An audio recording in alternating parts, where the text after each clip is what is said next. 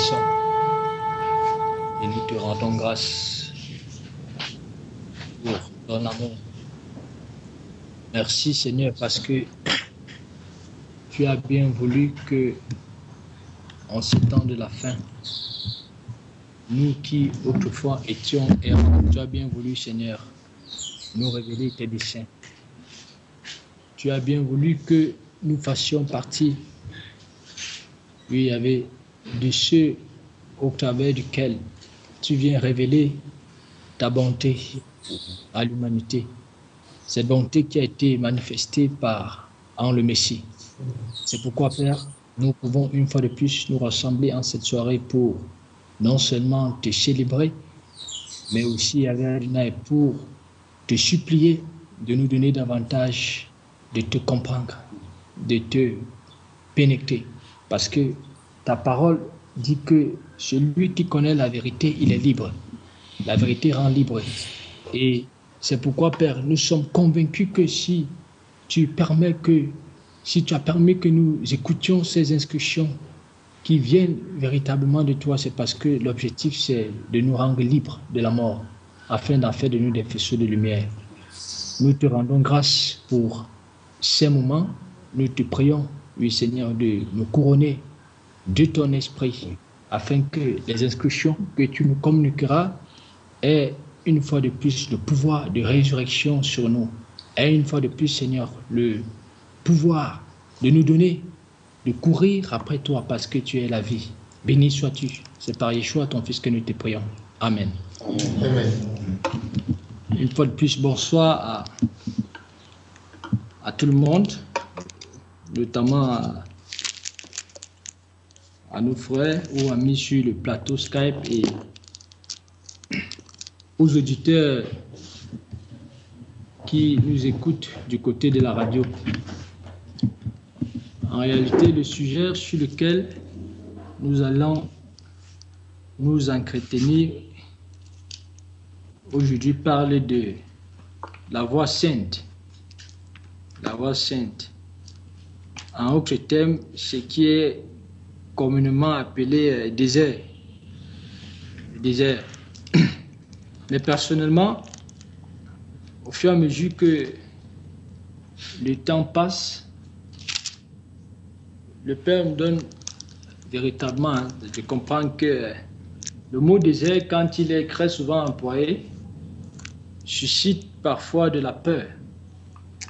Ça suscite de la peur. Et aussi longtemps que nous demeurons gardés dans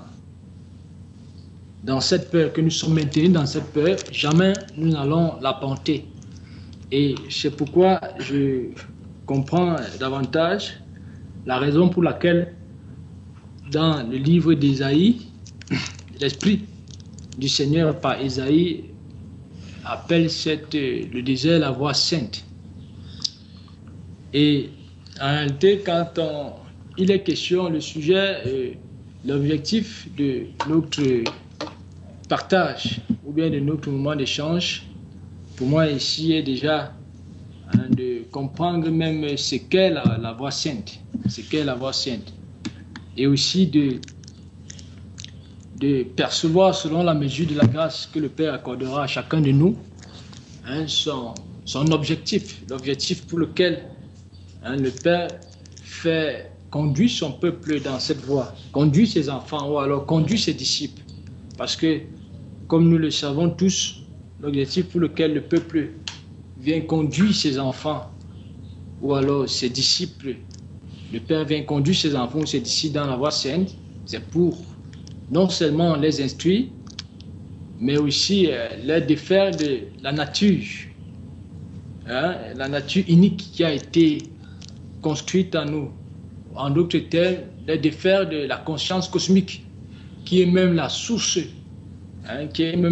du déploiement au quotidien de la quasi-totalité des humains sur la Terre.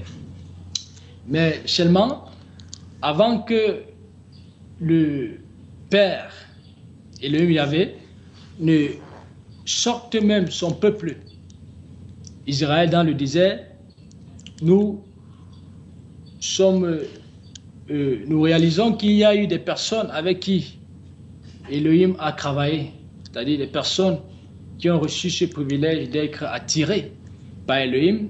Et ce qui est clair, c'est que ces personnes n'étaient forcément pas conduites ou confrontées dans des lieux, dans le même lieu géographique que le peuple d'Israël, mais ces personnes, à l'exemple d'Abraham, il est clairement identifiable que ce sont des personnes qui étaient, qui sont sorties de leur univers pour suivre leur Père, pour suivre le Créateur, pour suivre la voie de celui en qui ils s'étaient reconnus. Et c'est la raison pour laquelle nous voyons bien quelqu'un comme Abraham, en qui Elohim va venir, nous pourrons dire, se révéler, et il va demander à Abraham de quitter le pays de ses pères, de quitter ses origines, de quitter, je dirais même, les terres qui constituaient même, on peut dire, une sécurité pour lui. Et Abraham, puisqu'il se reconnaît en l'envoi qui vient vers lui, Abraham ne va pas se comporter en contestataire. Mais seulement au fur et à mesure que Abraham va avancer dans cette marche, Elohim va lui demander, comme nous le savons tous, il va demander à Abraham de lui offrir son fils unique Isaac.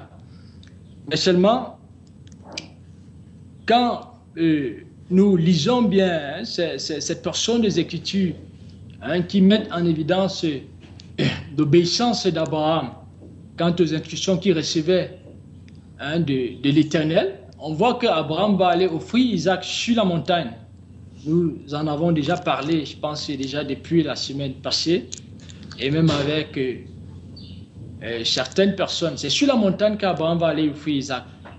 Abraham ne va pas offrir Isaac dans la vallée. C'est sur la montagne. Donc, Abraham est appelé à offrir Isaac sur la montagne, donc loin, nous dirons loin de ses terres, loin de ses troupeaux, loin de sa femme, loin de tout ce qui peut constituer une forme de sécurité pour lui. C'est sur la montagne qu'Abraham va aller offrir Isaac. Parce que Elohim, nous allons toujours nous le rappeler, n'a que ce qui est de lui. Il n'a que ce qui est de lui. C'est d'ailleurs la raison pour laquelle quand on va dans le sacerdoce lévitique, il est dit que les béliers ou alors les boucs qui étaient appelés, qui étaient offerts en sacrifice pour apprendre le juif de sa condition, c'était des juifs, c'était des boucs ou alors des béliers parfaits, des béliers sans faute, sans tache. Ces béliers qui symbolisaient bien sûr le Messie Yeshua qui vient véritablement affranchir les humains du péché et de la mort par la puissance de son sacrifice. Et c'est d'ailleurs la raison pour laquelle Jean-Baptiste va dire du Messie que voilà, voici l'agneau de Dieu qui est venu ôter le péché du monde. Donc les béliers qui étaient offerts en sacrifice, c'était des béliers parfaits, des béliers qui étaient exempts de malformation. Mais ce qui est merveilleux, c'est qu'il avait aussi en même temps été prescrit que lorsqu'un bélier était atteint d'une malformation, sur le plan même extérieur, dans sa dimension physique, ce bélier ne pouvait pas être offert en sacrifice. On ne pouvait pas l'offrir en sacrifice. Et personnellement, ça nous donne clairement de comprendre que le sacrifice que le Père attend de nous, c'est un sacrifice parfait.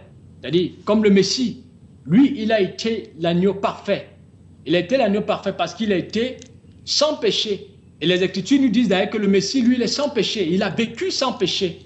Il a vécu sans péché. C'est la raison pour laquelle lui qui est la symbolique du bouc ou bien du bélier qui est dépourvu de malformation, on va voir combien est-ce que le Messie Yeshua, il manifeste une obéissance parfaite vis-à-vis de son Père, une adhérence parfaite. Donc, en réalité, si nous sommes appelés à hériter du Père par le Messie, on va toujours se le rappeler que la perfection du Messie dans son obéissance est fonction de son identité. Donc, si nous sommes appelés du Père par le Messie, donc si nous sommes révélés en lui, si nous avons reçu le même esprit que lui, notre offrande à Elohim, elle est parfaite. Elle est parfaite. Et c'est pourquoi des personnes comme Abraham ne pouvaient pas non seulement contester à l'offrande d'Isaac, c'est-à-dire Isaac qui est cette symbolique du Messie qui va se laisser engrainer comme les Écritures disent. il s'est laissé entraîner comme une brebis que l'on mène à l'abattoir. Isaac, qui est assez symbolique, lui-même ne va pas contester quand son père va l'entraîner sur la montagne. Nous disons bien sur la montagne. Et seulement, il y a cela quelques temps, pendant que j'y méditais, je réalise davantage que Satan, ou alors l'homme du péché, celui-là qui a longtemps corrompu sa nature, il s'inspire des mêmes lois qu'Élohim. Parce que nous disons bien ceci, que Abraham, considérons-le vraiment comme Elohim, ou alors le souffle d'Élohim qui vient conduire ses disciples dans la voie sainte. Il va entraîner Isaac sur la montagne pour l'offrir en sacrifice. Il va l'entraîner sur la montagne pour l'offrir en sacrifice. Mais seulement, Satan, lui aussi, pour tisser des liens avec les humains, pour tisser des liens avec les humains, il les entraîne dans son champ, le champ cosmique. Il va aussi les entraîner dans le champ cosmique.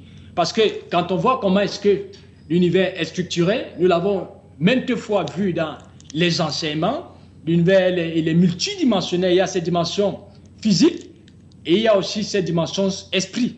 Mais seulement, on arrive davantage à être, on perçoit davantage que l'univers dans sa double dimension est caractérisé ou alors est, je dirais, est animé par ce que j'appellerais les secteurs d'ordre d'activité cosmique. Les secteurs d'ordre d'activité cosmique. Donc, et ces secteurs d'ordre d'activité cosmique qui ne sont rien d'autre que, nous pouvons dire, nos maisons, parce que nos maisons aussi sont des temples, c'est-à-dire, sont considérés comme des temples, parce que aussi longtemps que nous sommes régis par l'énergie cosmique ou bien par la conscience du monde, nos maisons font partie des secteurs d'activité d'ordre cosmique, parce qu'à l'intérieur de ces maisons, ce n'est pas Elohim qui est célébré. Parlant des secteurs d'activité cosmique, nous avons des centres commerciaux ou alors des centres commerciaux de toute nature,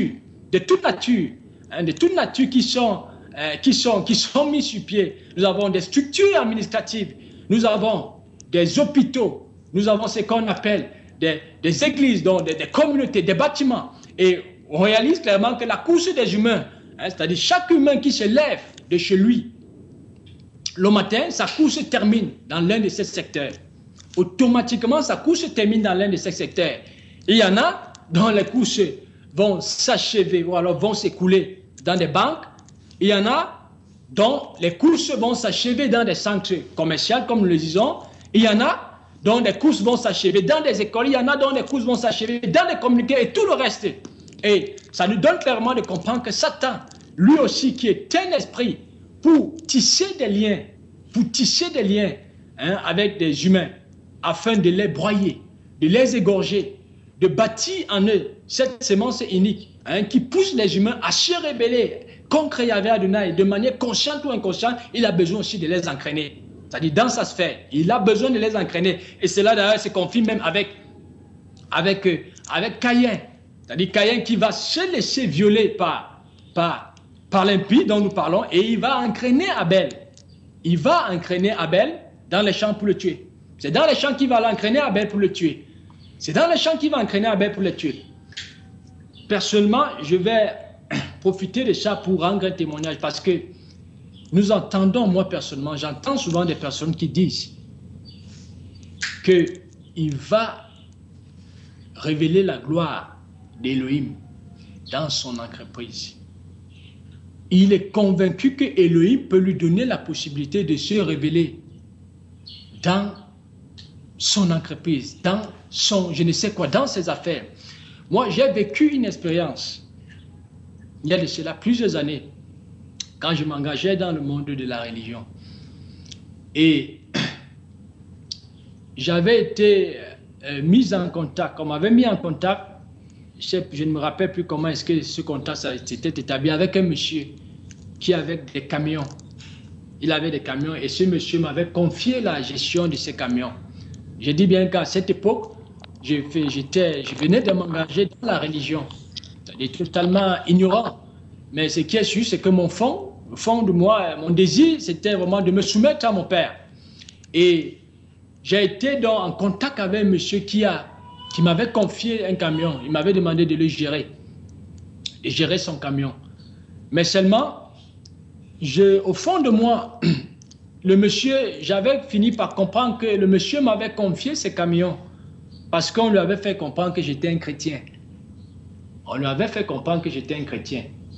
Et au fur et à mesure que j'évoluais avec ce monsieur, moi-même, dans les conversations que je pouvais avoir avec lui, je voulais lui faire comprendre que je suis un chrétien.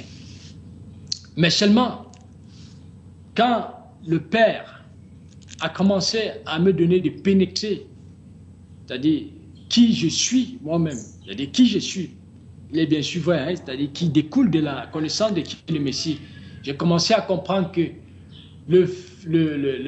la raison pour laquelle je voulais que ce monsieur sache que je suis un chrétien ou bien que je suis les voies entre guillemets de la vérité, c'est parce qu'il m'avait promis m'offrir d'autres camions en gérance. Je le comprenais comme ça. Et aussi, je comprenais en même temps que le monsieur, il m'avait confié ces camions, pas parce qu'il voulait, comment dirais-je, que je gagne beaucoup d'argent, mais c'est parce que lui aussi, il voulait se servir. Il voulait exploiter entre ce soi-disant statut de chrétien. Parce qu'on sait que si vous confiez votre entreprise ou bien votre affaire à quelqu'un qui est supposé craindre Elohim, il ne va pas le dilapider. Il ne va pas, comme on dit, voler, il ne va pas détourner vos fonds. Et c'est pourquoi je comprends aujourd'hui que quand j'entends des personnes qui disent qu'il va révéler la gloire d'Elohim dans son entreprise, moi personnellement, je me pose la question de savoir si ces personnes savent de quoi elles parlent. Parce que quand on voit comment est-ce que le Messie lui-même il a été construit, jamais le Messie ne s'est laissé entraîner dans un secteur d'activité d'ordre cosmique pour aller révéler la voix le royaume de son Père. Le Messie s'est bâti, le Messie s'est laissé entraîner comme les Écritures le disent. Il a été muet comme un mouton devant ceux qui l'attendent. Et au fur et à mesure que son Père s'établissait en lui, son Père révélait son royaume. Ça veut dire que son Père arrachait ceux qui sont de lui. Le Messie jamais n'a été habité par cette prétention d'aller révéler le royaume de son Père, c'est-à-dire au-delà de la sphère de son Père. Jamais, jamais. Parce que ce qu'il faut qu'on comprenne, c'est que, comme nous le disions, Elohim, qui vient nous sortir de la sphère cosmique pour se bâtir en nous afin d'en faire des instruments de révélation de sa gloire, Satan aussi, il vient nous sortir. Il vient aussi nous attirer dans son champ cosmique pour s'établir véritablement en nous. Pour s'établir en nous. Et l'objectif ici, c'est de construire un niveau de lien avec les humains qui les donnera clairement de le voir pour Elohim. C'est-à-dire le voir pour Elohim. Et comme cela s'est passé même à l'époque du Messie, le but ici étant de faire en sorte que ces personnes soient habitées de la haine de la vérité, au point où quand même la vérité va se lever, ces personnes-là, ce sont elles qui vont s'opposer à la vérité. Ce sont ces personnes-là qui vont même donner leur suffrage pour que l'on détruise ceux qui s'érigent comme porteurs de lumière.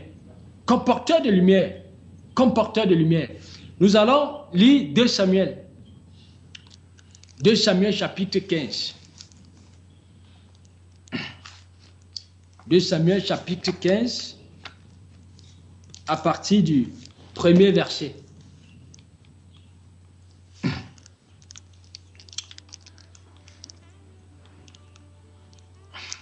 Après cela, Absalom se procura un char et des chevaux et 50 hommes qui couraient devant lui. Il se levait de bon matin et se tenait au bord du chemin de la porte. Et chaque fois qu'un homme ayant une contestation se rendait vers le roi pour obtenir un jugement, Absalom l'appelait et disait: « De quelle ville es-tu » Lorsqu'il avait répondu: « Je suis de telle tribu d'Israël », Absalom lui disait: « Vois, ta cause est bonne, juste, mais personne de chez le roi ne t'écoutera. » Il est dit d'Absalom qu'il va prendre des chevaux parce que, voyons vraiment ici, il s'agit là de la conspiration d'Absalom contre David. C'est David qui est vraiment une symbolique d'Élohim au travers de son fils, Yeshua. Et voyons vraiment Absalom comme étant ici l'impie, c'est-à-dire l'impie qui tente de détourner les humains vers lui. Parce que depuis très longtemps, sa prétention a toujours été de se faire passer pour Elohim. Et tout comme Elohim s'appuie sur la structure matérielle de l'univers, notamment beaucoup plus sur les humains pour se révéler, Absalom, lui aussi, il va s'accaparer, c'est-à-dire des éléments de l'univers. Absalom va s'accaparer des éléments de l'univers pour tenter de façonner sa conspiration. Et Absalom, ici, va aller se mettre à la porte de la ville. Comme nous le savons tous, depuis la nuit des temps, celui-là même qui a été désintégré de la sphère de l'Élohim, de par sa désobéissance, son objectif, c'est d'égarer les peuples de la terre. C'est de détourner les peuples de la terre, les humains, de la voie de la vérité pour les conduire dans son univers à lui, afin de les broyer. Et c'est ce qu'Absalom va faire là. Absalom va se placer à la porte. Absalom va s'ériger, je dirais, en philanthrope, celui qui apporte les solutions aux problèmes de tout cela, qui s'élevait pour aller voir le roi. Il va venir les détourner, justement parce que c'était aussi des personnes sans intelligence. Puisqu'elles étaient sans intelligence, elles ne pouvaient clairement pas discerner les desseins uniques d'Absalom. Et il va leur dire, personne ne t'écoutera chez le roi. Personne ne va t'écouter chez le roi. Mais si je pouvais être roi en Israël, j'accorderais à chacun gain de cause par rapport à son problème. C'est la raison pour laquelle nous sommes convaincus que Elohim, ce qu'il veut de nous, c'est le mal. Et ce que Satan veut de nous, c'est le bien. Nous sommes convaincus de cela. Nous sommes convaincus que Elohim est méchant. Parce que celui qui a été bâti à nous, il vient clairement nous proposer des situations dont il sait clairement que cette situation arrange nos désirs, arrange nos penchants, qui sont totalement humains, qui émanent véritablement de notre dimension animale. Et il sait que cela va nous arranger, cela arrangera les humains. Il dit, verset 3, Absalom lui disait, vois, ta cause est bonne et juste, mais personne de chez le roi ne t'écoutera. Absalom dirait, qui m'établira juge dans le pays? Tout homme qui aura une contestation et un procès viendra à moi, et je lui ferai justice. Je lui ferai justice. Vous voyez, c'est la raison pour laquelle ce que le monde nous propose, nous croyons que c'est juste. Parce que le monde nous propose des promotions. Le monde nous propose des maisons, des voitures, de l'argent, des emplois. Le monde nous propose tout ce qui arrange notre dimension physiologique. En autres termes, le monde vient satisfaire les passions de notre âme. C'est la raison pour laquelle nous croyons que le monde est bon. Et ce qui est suscité en nous, même quand la vérité commence à se révéler, c'est la haine. C'est la méfiance pour la vérité.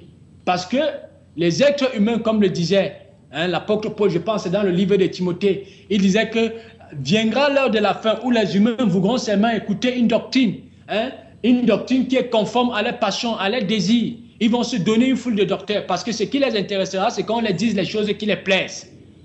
C'est qu'on leur dise des choses qui arrangera les dimensions charnelles, qui viennent satisfaire la passion, les passions charnelles. Et c'est ce qu'Absalom va faire. Il va user de la malice. Il va user de la malice pour détourner un bon nombre de ceux-là, bien sûr, qui étaient ignorants de la vérité. Parce que David, qui est une symbolique de la vérité, parce que son objectif, comme l'impie, a toujours été de se faire passer pour Elohim s'il le pouvait. Verset 5. Et quand quelqu'un s'approchait pour se prosterner devant lui, il lui tendait la main, le saisissait et l'embrassait.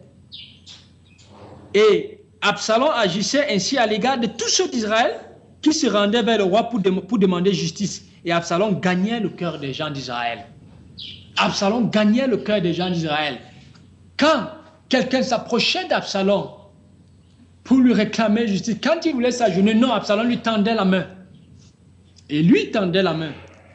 Il y a l'une des choses que le Père me donne de remarquer ces temps, c'est vraiment je dirais même tout l'abrutissement qui est le propre, même de ces initiés conscients.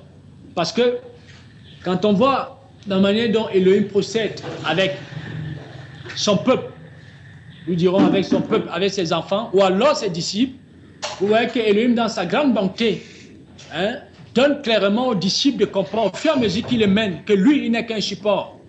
Lui, il n'est qu'un support de la vérité. Il n'est qu'un instrument au travers duquel son père ou alors son maître doit se révéler.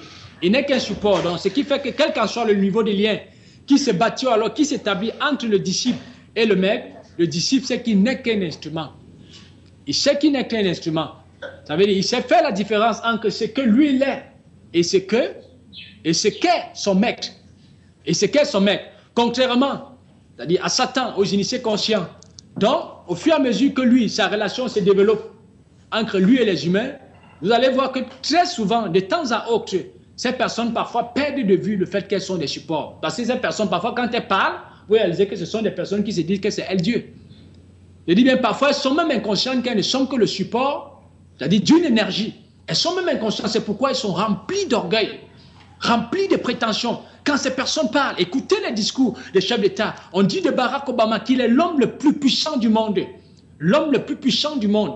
Mais nous savons tous que l'homme le plus puissant du monde, mais c'est le Messie Yeshua. Mais il est dit de Barack qu'il est l'homme le plus puissant du monde. Et vous voyez, ce sont des personnes quand elles font des discours, très souvent elles confondent même ce qu'elles sont. Et celui qui s'appuie sur elles pour se déployer. Et c'est ce qu'Absalom va faire ici. Nous disons bien, voyons vraiment Absalom comme étant un impie qui tente de détourner les humains de la vérité, qui détourne les humains de la vérité, qui va tisser des liens, avec les humains. Et dont le but ici, c'est de bâtir en les humains la haine pour la vérité, en leur proposant la satisfaction de la dimension charnelle, de la dimension animale. Et Absalom, quand les gens d'Israël viennent vers lui, quand il veut se prosterner, il vient les relever. C'est une manière de leur dire, mais vous êtes comme moi, vous n'êtes pas différents de moi. C'est pourquoi nous disons que ces personnes, elles pensent parfois que c'est elles, c'est-à-dire qu'ils sont même l'impies, elles sont même parfois conscientes, même dans les manières de parler, si vous les observez bien, elles ne sont pas conscientes qu'elles sont le support d'un autre. Absalom va les embrasser, va les serrer la main. Nous allons évoluer. Et quand quelqu'un s'approchait pour se prosterner devant lui, il lui tendait la main, le saisissait et l'embrassait. C'est-à-dire, il l'embrassait. Il y a cette dimension de fusion, cette dimension de communication de son être, de son esprit. C'est la raison pour laquelle ces personnes peuvent être embarquées de manière ignorante, inconsciente. Elles peuvent être embarquées parce qu'il y a eu un transfert. Donc, au fur et à mesure que Satan nous draine dans son champ cosmique, il y a cette dimension de haine qui se construit en nous. Cette dimension de haine. Tout comme Elohim veut attirer ses enfants ou alors attirer ses disciples. Il vient attirer ses disciples vers la voie sainte. Ils ont bien vers la voie sainte parce que le but aussi, c'est de leur communiquer son être, son identité, ses vertus qui ont été clairement décrites dans les Écritures. Parce que, vous voyez, j'en arrive davantage à comprendre que les vertus d'Elohim, les vertus d'Elohim, c'est caractéristique. Hein, c'est dans le feu. C'est dans le feu qu'on les acquiert. Ça ne se fabrique pas. C'est dans le feu qu'on les acquiert. On ne peut pas mimer qui est le Messie alors qui est le Créateur. Parce que, voyons, quelqu'un comme Joseph, dont son père va l'envoyer pour rendre visite à ses frères. Parce que Joseph, de par la confiance que son père avait vis-à-vis de lui, savait qu'il n'y a que Joseph qui pouvait lui faire un bon rapport à son retour. Joseph va être vendu par ses frères. Joseph va être vendu par ses frères. Et nous savons que cela fait partie des desseins, de la volonté de l'Élohim, parce que le but ici, c'était de purifier Joseph. De purifier Joseph, que Joseph pénètre véritablement qui est Elohim, afin d'en faire celui par qui Joseph devait sauver. Celui par qui Joseph devait bénir. Et Joseph, quand il sera vendu par ses frères, Joseph, dans les limites de sa compréhension, Joseph ne perçoit clairement pas que ce par quoi il est en train de passer participe à sa construction, mais seulement Joseph, il est conscient. Et il a cette conscience qui, bien sûr, elle est limitée de ce qu'est. Il n'est pas seul avec Elohim, mais c'est ce qui lui donne même le pouvoir de tenir. Mais vous voyez, ce qui va nous intéresser, c'est que on voit comment est-ce que quand on parle des vertus d'Elohim, dont nous disons que cela s'acquiert dans le feu, dans la voie sainte. Voyez Joseph quand il va en prison. Et quand Joseph va arriver en prison, il va être confronté à d'autres prisonniers. Et déjà, rappelons-nous toujours que même au niveau de la prison, les Écritures nous disent clairement que Joseph a trouvé grâce aux yeux de celui-là qui était considéré comme le geôlier. Ça veut dire Elohim, au fur et à mesure qu'il nous entraîne, parce que nous allons le voir même avec les Daniel, au fur et à mesure qu'il nous entraîne dans sa sphère, dans la voie saine, le but, ce n'est pas pour nous tuer, ce n'est pas pour nous détruire, c'est parce qu'il veut nous purifier. Il veut que nous revêtons ses attributs, ses caractéristiques qui ont été manifestées dans le Messie Yeshua. Et Joseph, lui, la parole déclare qu'il trouva grâce aux yeux de ce monsieur, parce qu'Élohim était avec lui. Joseph n'était pas livré à lui-même. Joseph avait cette confiance accrue qu'il n'était pas seul, mais qu'il était avec son Élohim. Il avait cette conscience, même si elle était limitée. Et c'est là même toute la force du Messie. Parce que le Messie, chaque fois que le Messie pouvait être confronté, c'est-à-dire aux difficultés, aux épreuves, aux douleurs, ce qui lui donne le pouvoir de tenir le Messie, c'est parce qu'il sait qu'il n'est pas seul. Et c'est parce qu'il a cette conscience accrue que ce par quoi son Père le fait passer, le but ici, c'est de le bâtir, afin qu'il en soit son expression manifeste pour se révéler. Il le sait clairement. Et Joseph ici, dans les limites de sa compréhension, va être confronté à deux prisonniers qui vont faire des songes. Deux prisonniers qui vont faire des songes, et Joseph va leur interpréter les songes qui vont se réaliser. Et Joseph va dire à les chansons, celui qui devait être libéré, il va lui dire, mais quand tu sortiras de la prison, souviens-toi de moi. Ça veut dire, on voit vraiment Joseph qui ne perçoit clairement pas. Il n'a pas le timing quant à ce qui concerne même le temps. Le temps qu'il va faire en prison, il ne perçoit pas parce qu'ici, Elohim est en train de bâtir Joseph. Non seulement, il est en train de détruire en lui, nous pouvons dire la prétention, parce que Joseph, dans les limites de sa compréhension, pouvait encore confondre qui est son créateur et lui, croyant peut-être que c'est lui qui a peut-être cette capacité d'expliquer les songes, mais en même temps, on voit comment Joseph, Elohim est en train de bâtir la patience en lui. Quand les chansons vont sortir de la prison, mais il va oublier Joseph. Ce n'était pas parce qu'il voulait l'oublier, mais parce que c'était le maître, Yahvé, qui était derrière ce par quoi Joseph était confronté. Et il cultive donc en Joseph cette patience. Cette patience. Et on voit comment Joseph, au fur et à mesure qu'il est mené, il devient de plus en plus sage. Il devient de plus en plus intelligent. Pourquoi? Parce que bien même quand Pharaon va interpréter un songe, va faire un songe, et c'est où les chansons, où c'était les chansons qui vont se rappeler de ce qu'il y a. Il disait à Pharaon, il va dire à Pharaon qu'il y a un juif là, qui a la capacité d'interpréter les songes. Joseph va lui demander Pharaon va demander qu'on apporte Joseph.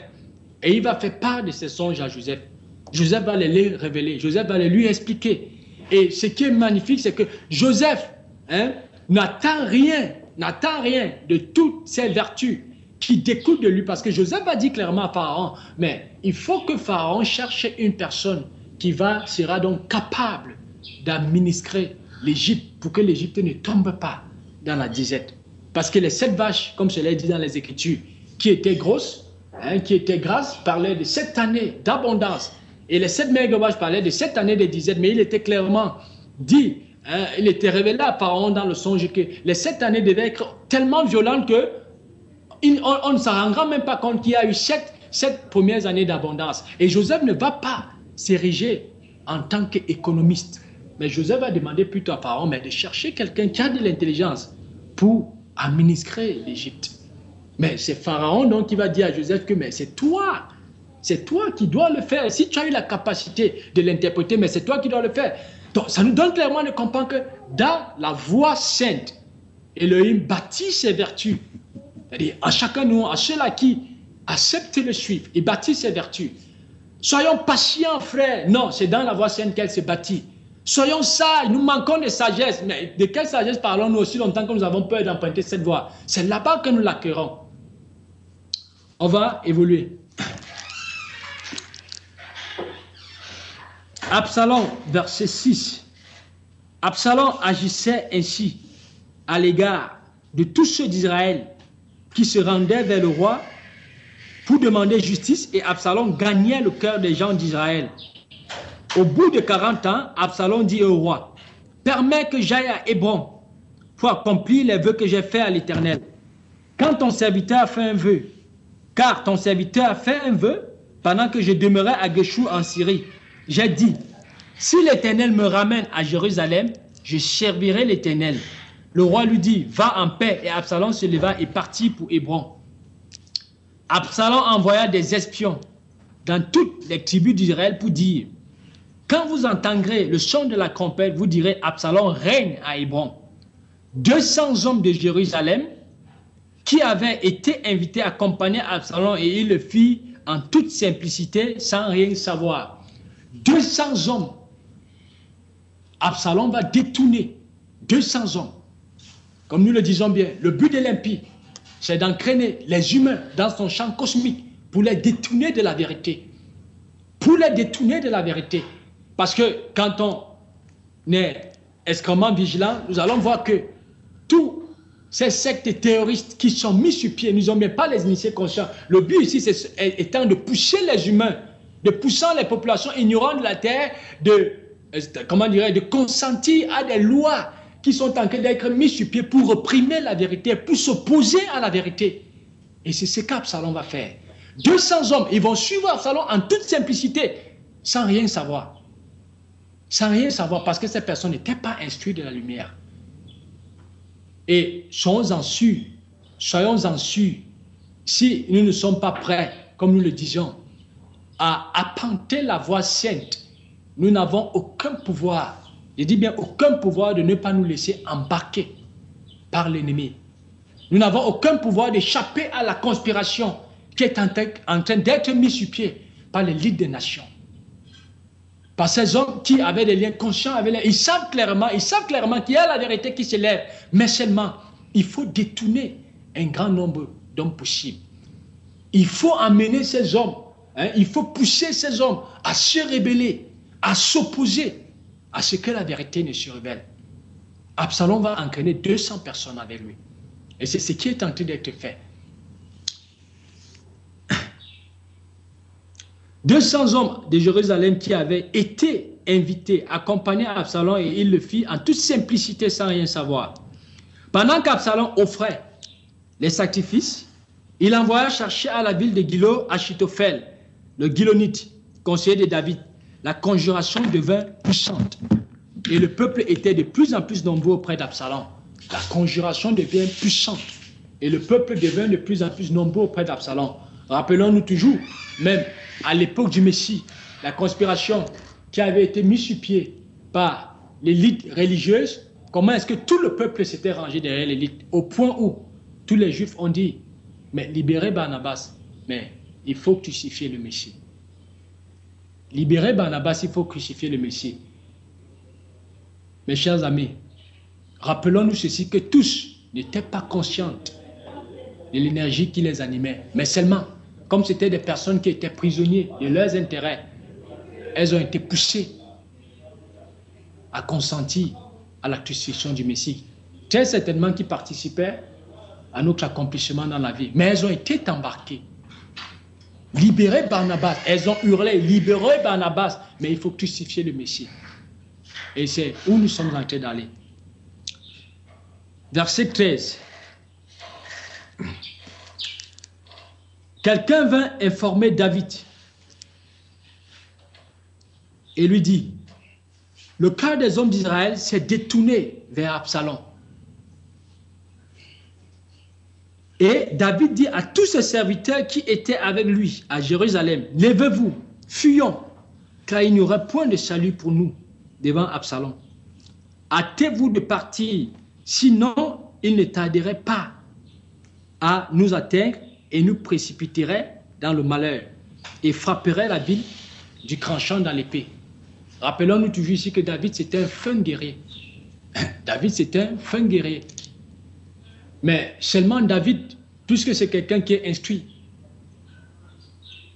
selon la Torah, il ne va pas prétendre s'opposer même au dessein d'Élohim, parce que cela faisait aussi partie des desseins d'Élohim, parce que cela émanait même aussi de la faute que David avait commis avec Bathsheba. Ça veut dire David, en réalité, David ne redoute pas Absalom. David c'est un fin guerrier, mais seulement David, lui, il comprend qu'il doit s'effacer.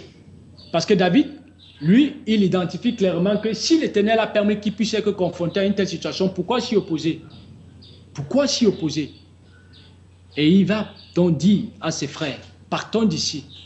Parce que David ne veut pas entrer dans une, je dirais quoi, il ne veut pas entrer en conflit avec l'Éternel. Avec l'Éternel, il le comprend clairement. Nous allons continuer. Il dit, verset 15, les serviteurs du roi lui disent, tes serviteurs feront tout ce que voudra mon Seigneur, le roi. Le roi sortit de toute sa maison. Les serviteurs du roi lui dirent, tes serviteurs feront tout ce que voudra mon roi, mon Seigneur le roi. Le roi sortit et toute sa maison le suivait et il laissa 10 concubines pour garder la maison. Parce que voyons vraiment David, comme nous le disons ici, qui incarne la lumière, la vérité. Il incarne la lumière, la vérité, la symbolique du Messie. Et vous voyez que toutes ces personnes qui se reconnaissent en David vont le suivre. Ça veut dire qu'elles ne vont pas avoir Absalom pour repère, mais elles vont avoir David pour repère. Et comme nous disons le Messie dit que mes brebis entendent ma voix et elles me suivent. Elles ne suivront point la voix de l'étranger. Parce que Absalom, qui n'est pas prêt à se soumettre au dessein d'Élohim, c'est un étranger. Mais David, il est le guide d'Israël. Il est le berger d'Israël. C'est pourquoi tous ceux qui se reconnaissent en David le suivent. Ils vont le suivre dans la voie saine, dans le désert. Ils vont le suivre. Verset 17. Le roi sortit et tout le peuple le suivait et il s'arrêtait à la dernière maison. Tous ses serviteurs, tous les chrétiens et tous les Pélétiens passaient à ses côtés et tous les gardiens, au nombre de 600 hommes, venus de Gad à sa suite, passaient devant le roi. Le roi dit à Itaï de Gad, pourquoi viendrais-tu aussi avec nous? Retourne et reste avec le roi, car tu es étranger et même tu as été amené de ton pays. Tu as été amené de ton pays.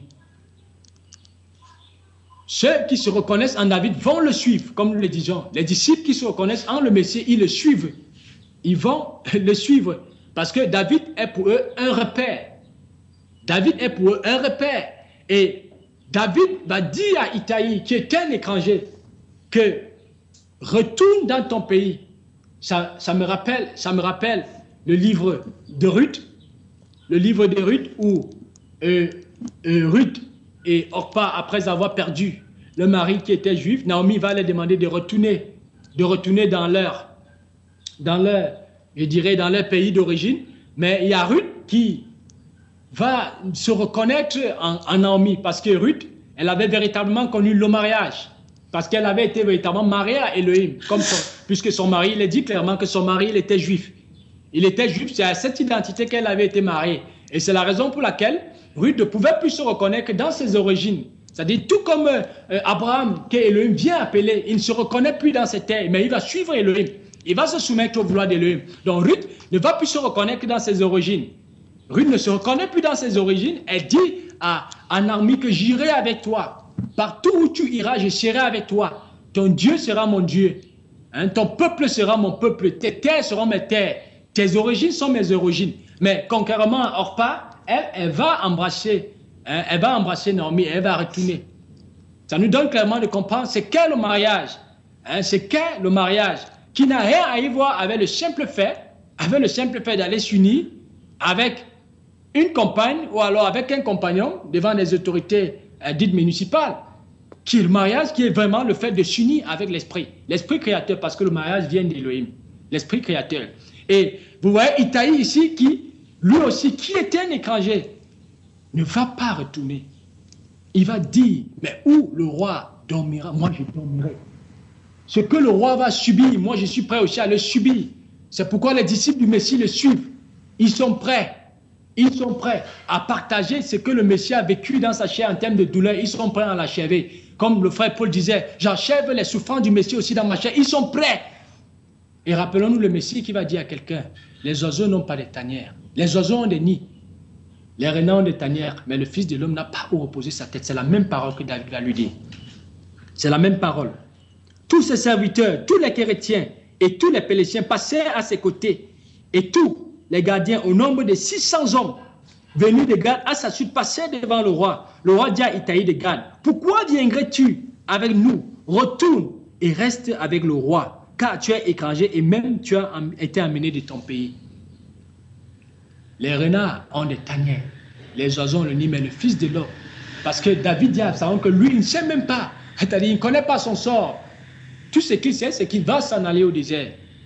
Et il lui dit, retourne, comme le Messie avait dit à ce monsieur qui avait dit, nous voulons te suivre. Il va dire que mais, les oiseaux ont des nids, mais les renards ont des tanières, mais moi, je n'ai même pas où reposer ma tête. Mais ce qui est magnifique, c'est que nous disons bien que Itaï, qui était quelqu'un qui était, ces peuples qui étaient autrefois, nous disons bien autrefois, considérés comme païens, Itaï va suivre. Il va suivre David parce qu'Itaï se reconnaît en David. Donc, David, ici, il l'extériorise de manière prophétique, dans toutes ses limites. Je dis bien dans toutes ses limites, les vertus, les attributs, les caractéristiques de son Messie. C'est pourquoi il y a des personnes qui se reconnaissent en lui.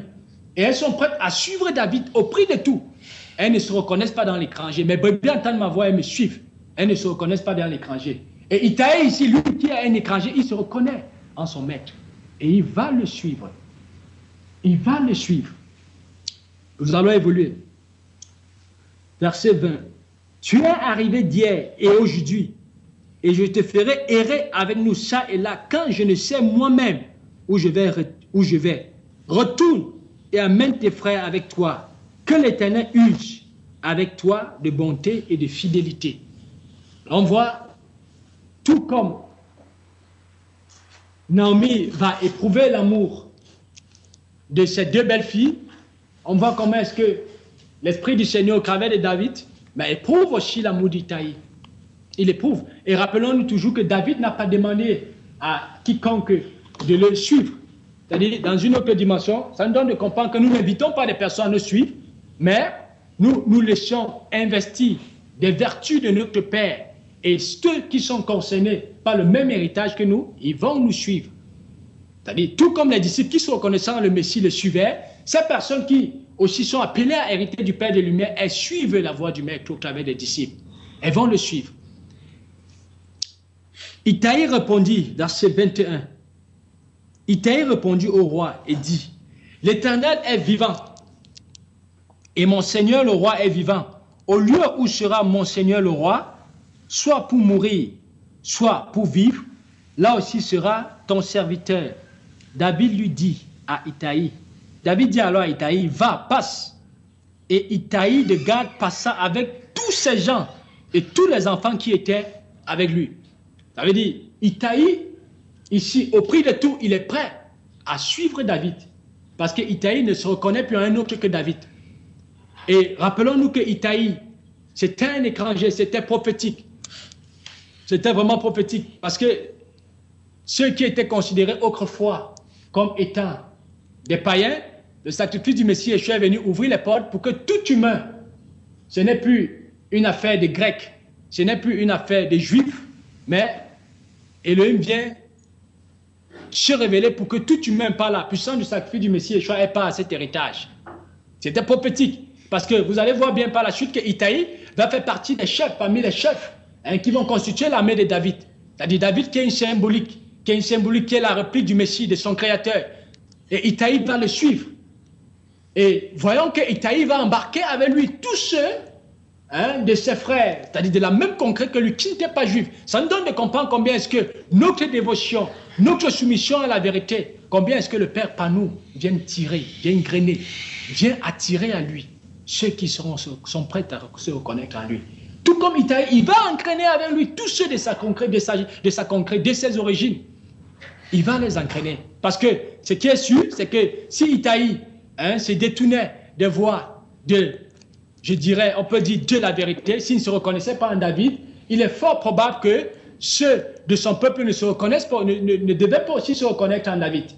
Et ça, moi personnellement, quand je parcourais ces passages, ça me donnait de comprendre que mon obéissance à la vérité, ma soumission à la vérité, il est vrai, Elohim peut sauver même pas le bois, mais ma soumission à la vérité, le rachat ou alors la rédemption d'un grand nombre de ceux de ma génération, de ma tribu, passe par mon obéissance, par ma soumission. C'est pourquoi rappelons-nous toujours d'Elohim qui dit qu'il va détruire Sodome, mais il va dire, je ne sais pas si c'était Abraham, que s'il y a un seul 10 hommes justes dans la vie, mais je ne la détruirai pas. Et c'est où le Père me donnait de comprendre que la voie sainte, c'est la voie dans laquelle Elohim bâtit ses vertus en nous. Il bâtit ses vertus tout en nous épurant de la malédiction. Et dans la voie sainte, nous ne sommes pas seuls, mes amis. Elohim est avec nous. Il nous accompagne. Elohim est avec nous. Parce que si nous sommes honnêtes avec nous-mêmes, très souvent, nous avons peur d'emprunter cette voie parce que nous protégeons nos intérêts. Nous avons même peur que nous manquerons à manger. Nous avons peur que nous manquerons à boire. Nous avons peur. Nous avons peur. Et Satan nous a poussé à voir Elohim pour un méchant. J'ai dit pour un méchant. Parce que ce que nous sommes en train d'exprimer, c'est que Elohim nous entraîne dans la voie sainte pour nous détruire. Il est méchant. Il n'est pas bon pour nous. Elohim qui nous a fait un corps, il a mis un souffle, il a créé les cieux et la terre, et il a disposé tout ce que cela comporte pour que l'humain s'accomplisse. Mais Satan vient susciter en vous de la méfiance, de la rébellion vis-à-vis d'Elohim. Elohim ne sera pas capable de vous donner à manger si vous le suivez. Il est vrai, on ne suit pas Elohim pour le pain, mais quand Satan nous réduit vraiment à ce stade où nous prenons Elohim pour un méchant, personnellement, ça me donnait des frissons. Parce que je dis souvent aux gens, mais si Elohim veut nous donner son nom, si Elohim vient habiter un corps, comment se fait-il que nous croyons que Elohim ne sera pas capable de disposer ce qui est nécessaire pour que nous avancions dans la vie? Avant de revenir, nous allons lire Ésaïe, chapitre 35. Ésaïe, chapitre 45, à partir du verset 7, 6, 7 et 8.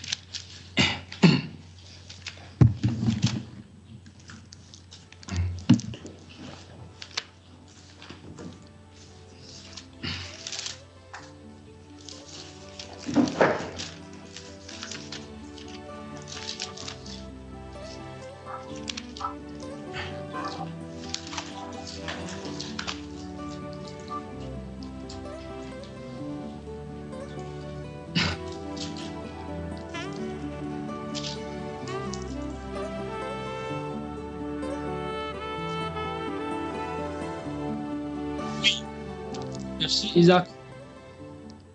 Ésaïe 35, à partir du verset 6. Alors, le boiteux sautera comme un cerf, et la langue du muet éclatera de joie, car des eaux jailliront dans le désert et des ruisseaux dans la solitude. Le mirage se changera en étang et la terre desséchée en source d'eau. Dans le repère qui servait d'Égypte aux chacals, croquant des roseaux et des joncs. Et il y aura là un chemin frayé, une route qu'on appellera la voie sainte. La voie sainte. Nul impur n'y passera, elle sera pour eux seuls. Ceux qui la suivront, même les insensés, ne pourront s'égarer.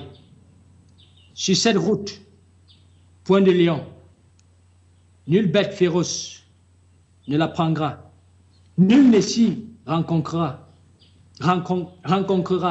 Les délivrés y marcheront, les rachetés de l'Éternel retourneront, ils iront à Sion avec chant de triomphe et une joie éternelle couronnera leur tête. L'allégresse et la joie s'approcheront, la douleur et les gémissements s'enfuiront. L'esprit d'Elohim, comme nous le disions tantôt, la voie que nous redoutons, il appelle la voie sainte. La voie sainte. La voie dans laquelle Elohim vient défaire son peuple de la malédiction, afin qu'il revête ses attributs, ses caractéristiques, afin qu'il soit un peuple par lequel Elohim vient consoler les âmes assoiffées. Les âmes assoiffées. Un peuple par lequel Elohim révèle sa bonté pour les humains. Parce que Elohim a fait les humains pour qu'ils soient sa réplique. Comme le disait mon frère, il vient donner aux humains le droit d'aîner sur Satan. Le droit d'aîner sur Satan. C'est pourquoi les démons devant le Messie pouvaient trembler. Fils de David, es-tu venu nous tourmenter avec le temps? Satan, il le sait. C'est pourquoi il veut entraîner les hommes dans son champ cosmique pour qu'ils ne connaissent jamais la victoire, pour qu'ils ne prennent jamais de l'ascendant sur lui. Et il dit dans la voie sainte, il dit, aucun impur n'y passera. C'est une voie où seuls les rachetés auront le courage de marcher. Pourquoi? Parce que cela ne dépend pas d'eux, mais ça dépend de l'Esprit du Père qui vient les pénétrer. Et rappelons-nous toujours que le Père, il nous communique son être par les instructions que nous pouvons recevoir. Si nous sommes disposés, il nous communique son être. Il nous communique son être. Cela ne dépend pas de mais ça dépend de cet esprit. Nous voyons le Messie Yeshua qui va être pénétré par le souffle du Père et qui va être conduit sur le désert, dans la voie sainte. Et c'est dans la voie sainte, dans le désert, pour nous servir d'exemple, que le Messie va se révéler étant plus grand que Satan. Parce qu'il est revêtu, il est habité de l'esprit de son Père. C'est pourquoi Satan ne peut pas le manipuler. C'est dans le désert qu'il se révèle plus grand que Satan. Satan ne peut pas le manipuler. Satan va lui proposer tous les royaumes de la terre, mais il va lui dire, je n'ai pas besoin de me prosterner devant toi. Parce qu'en réalité, toute la création appartient à mon Père, parce qu'il est intelligent. C'est dans la voie sainte qu'Élohim vient donner les droits d'aînesse à son peuple. C'est dans la voie sainte qu'Élohim donne les droits d'aînesse à ses disciples, sur Satan, qui n'est qu'une créature. Rappelez-vous dans le livre de Jean, chapitre 15, à partir du verset 26 et 27, où le Messie dit clairement à ses disciples que quand le Consolateur viendra, il rendra témoignage de moi, mais vous aussi vous rendrez témoignage de moi parce que vous êtes avec moi avant toute chose.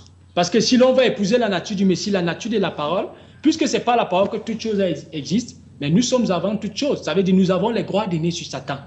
C'est dans la voie sainte. Nous allons évoluer. Et nous disons ceci,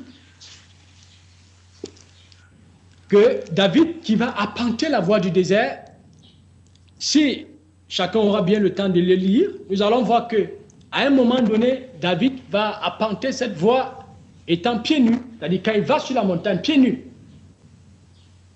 Il est pieds nus. Et David sera même confronté à la famine, disons à la famine. Mais seulement Elohim va envoyer vers lui des personnes pour le nourrir, lui et sa bande. Pour nous révéler qu'il n'est pas méchant. Et pour amener David à une dépendance absolue vis-à-vis de lui. Pour amener David à comprendre que ce ne sont pas des humains en réalité. Qui le soutiennent, c'est lui. Vous allez voir que même ces personnes qui viennent secourir loin d'Élohim, elles vont changer, elles ne seront plus les mêmes. Tout comme ça a été le cas avec Élie. Elles ne seront plus les mêmes. Parce qu'on va vous parler d'abord de Tiba. Et après, il parlera de Barzillai.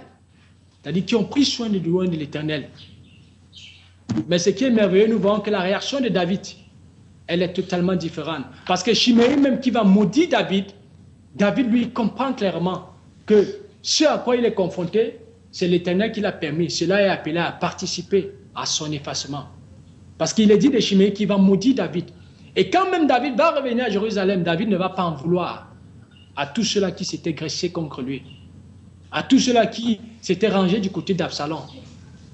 Donc vous voyez même que même quand on parle même du pardon, la nature du pardon, c'est dans la voie sainte qu'elle s'acquiert. Parce que David, c'est un homme qui a appris. Il a appris à faire la différence entre ce qu'il est, ce qu'il est. Il a appris à être patient. Et David peut pardonner. Parce que c'est une nature, c'est une identité qui a été façonnée à lui. Que le Père vous bénisse.